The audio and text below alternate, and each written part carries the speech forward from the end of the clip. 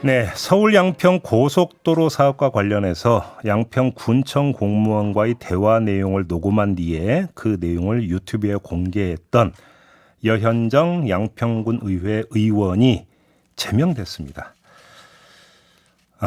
제명이라는 결정이 나왔는데요. 이걸 어떻게 받아들이고 있는지 궁금해서 그 당사자를 직접 스튜디오로 모셨습니다. 여현정 의원입니다. 어서 오세요. 네, 안녕하세요. 예. 네. 이제는 전 의원이라고 불러야 되는 겁니까? 조금만 좀 뭐, 가까이 와주시고. 네. 예. 네, 전 의원입니다. 금요일 날 결정이 나고 이걸 어떻게 바로 되돌리거나 뭐를 다시 어떤 조정할 수 있는 여지는 전혀 없는 겁니까? 제명 결정이 내려지면은? 그렇지는 않고요. 예. 네, 효력정지 가처분 신청 그리고 징계무효 소송을 준비하고 있습니다. 그래요. 네. 소송으로. 자, 하나하나 좀 차근차근 좀 여쭤보고 싶은데 일단 그러니까 문제의 발단이 양평구청 공무원과 대화를 나눈 걸 녹음했고 네. 공개했다라는 거잖아요. 네, 맞습니다. 그럼 상대 공무원이 누구였어요? 당시 서울 양평 고속도로 주무부서인 그 도로건설 팀장이었습니다. 도로건설 팀장. 네. 내용은 어떤 내용이었습니까? 그러니까 제가 그 공무원하고 녹음을 한 날짜가 7월 4일이었습니다. 예. 그러니까 7월 6일에 백지화 선언을 했기 때문에 원희룡 장관이 그 예, 전이네요. 그러니까. 그 전이에요. 그래서 예. 뭐 악의적으로 내용을 녹음해서 이거를 뭐 증거로 사용하겠다 이런 의도를 가진 것도 아니었고요. 그냥 업무 보고를 받는 자리였어요. 그래요? 네네. 업무 보고를 받는 자리에서 좀 이 담당 공무원하고는 그 전에 2023년 3월경에 여기 양평에 그 망밀이라고 해서 또 도로 문제가 있었습니다. 네네네. 네, 그 문제의 당사자기도 했고 또 자료 제출이 좀 성실하지 않은 그런 부분들이 좀 있어서 제가 업무 과정에서 업무 내용을 녹음을 했고요. 그리고 이후에 백지화 선언이 됐고 그리고 문제가 계속 불거지면서 이게 명백한 국정농단으로 드러나는 그런 상황이었잖아요. 그 상황에서 중요한 내용이 좀 포함되어 있더라고요. 어떤 내용인데 짧게만 말씀해 주신다면. 그러니까 이 종점 변경의 결정적인 그 이유, 그 국토부에서 주장하는 이유가 네. 양평군의 요청이었다라는 주장을 계속 해왔거든요. 네네네. 근데 이 담당 팀장은 본인이 그 종점 변경 노선을 그려왔다라고 주장을 했어요. 예. 네.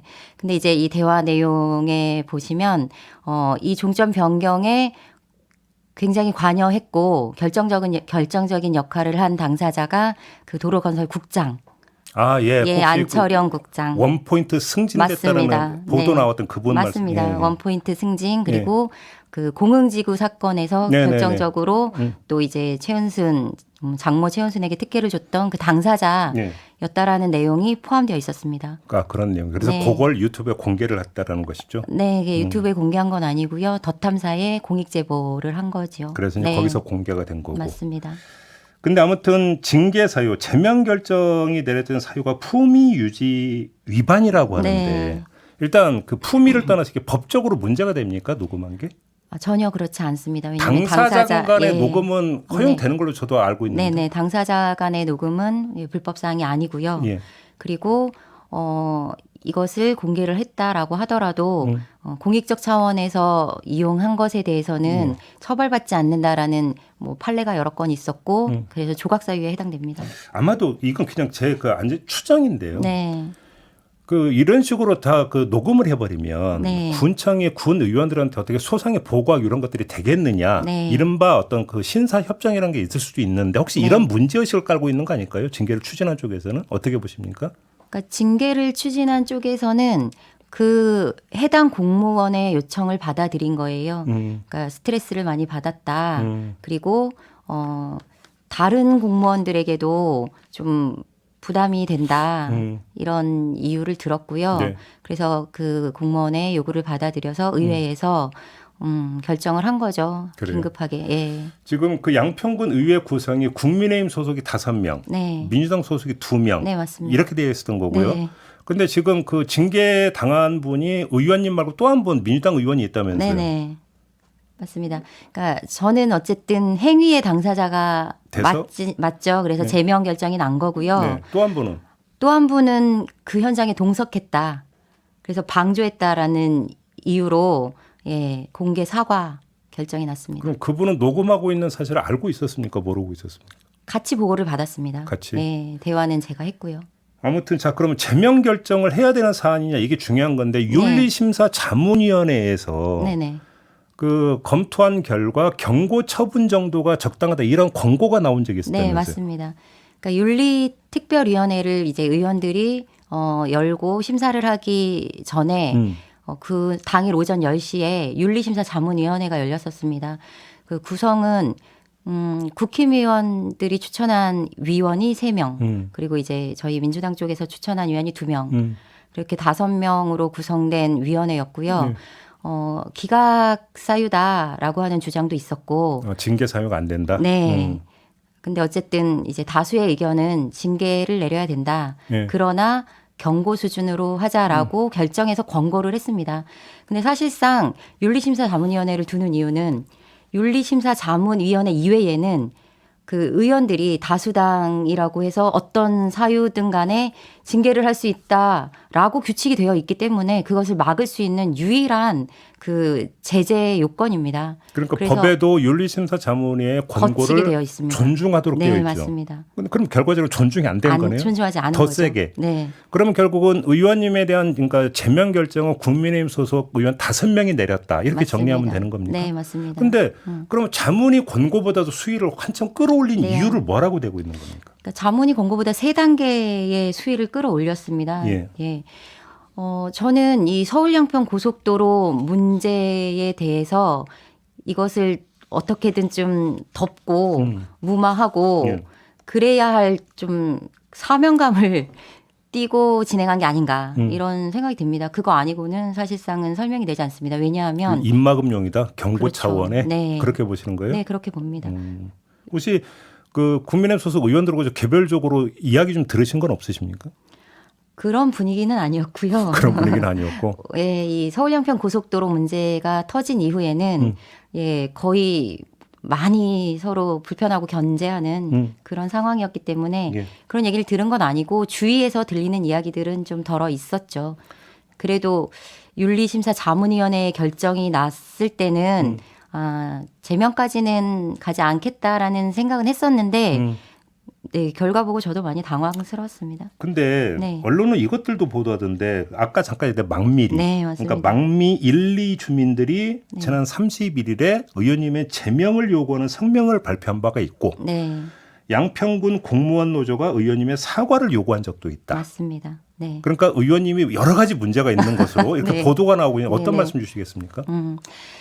일단 그 제가 판단할 때는 그 양평군의 전진성 군수와 예.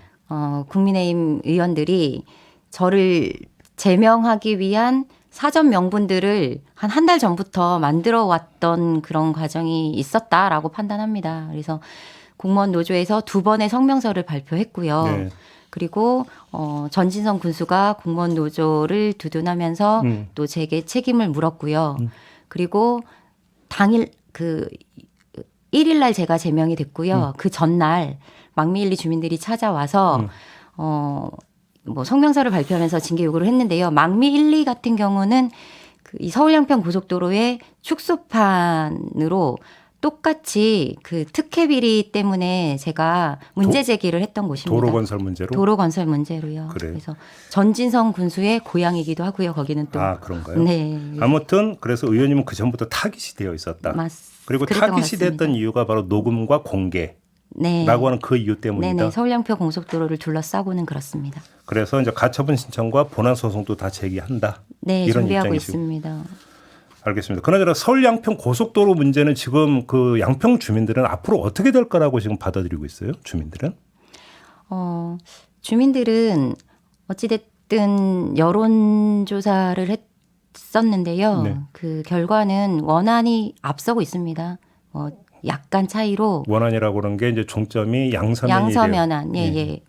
예타안, 예. 예타안을 좀 추진해야 된다라는 의견이 약간 앞서고 있습니다. 그런 상황이고요. 그래요. 네. 그리고 지금 종점 변경의 명분들을 계속해서 이야기하지만 그게 사실이 아닌 것으로 드러나고 있고 또 의혹이 진실로 밝혀지고 있는 상황에서 더 이상 종점 변경의 명분은 없을 것이다 이런 이야기들도 나오고 있고요. 여론이 조금씩 변하고 있습니다. 양평군 내에서도. 그 양평 군민들도 아마 이 보도 접했을 것 같은데 네. 원희룡 국토부 장관 양평 출마설 보도가 나오고 있잖아요. 네네. 현지에서는 지금 어떤 이야기들이 오가고 있습니까? 사실 양평군은 아까 이제 녹음에서도 등장했던 안철영 국장이 물론 행동대장으로 역할을 했지만 안철영이 하는 일은 김성교가 하는 일이거든요. 전 의원. 전 의원, 예. 전정 군수. 예. 근데 이제 김성교가 양평에서의 가지는 입지는 거의 제왕적 위치였고요.